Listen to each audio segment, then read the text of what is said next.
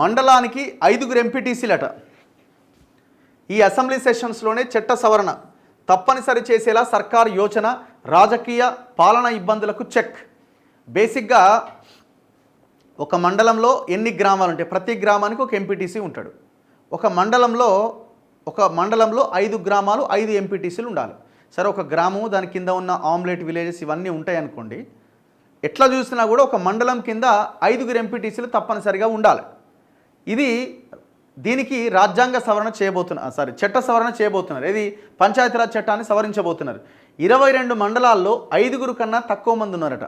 Just ఒక 22 మండల్స్లో 5 కన్నా తక్కువ మంది ఉన్నారట. అంటే ఒక మండల్ కింద 2 ఎంపీటీసీలే ఉన్నారు, 3 ఉన్నారు, 4 ఉన్నారు. కానీ మినిమం 5 ఉండాలన్నట. బీఆర్ఎస్ హయాంలో ఇష్టానుసారంగా మండలాలు ఏర్పాటు చేశారు.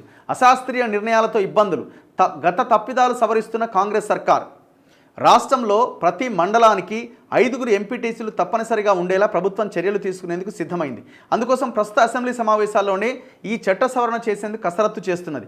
5 కంటే తక్కువ మంది ఎంపీటీసీలు ఉన్న మండలాల్లో రాజకీయంగా గొడవలు తలెత్తడం, సర్వసభ్య సమావేశాలు నిర్వహించడం పెద్ద సమస్యగా మారింది. ప్రస్తుతం రాష్ట్ర వ్యాప్తంగా 22 మండలాల్లో 3 లేదా 4 ఎంపీటీసీలు మాత్రమే ఉన్నారు.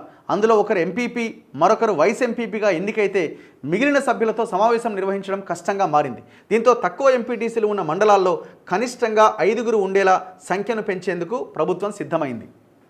అండ్ దాంతోపాటు ఈ పంచాయతీరాజ్ చట్టంలో మార్పులు ఏంటంటే, ఇప్పుడు ఈ 2 పిల్లలు ఉంటే పోటీ చేయాలి, 3 ఉంటే చేయకూడదని ఒక నిబంధన ఉన్నది. దాన్ని కూడా ఎత్తేసే అవకాశాలు కనబడుతున్నాయి.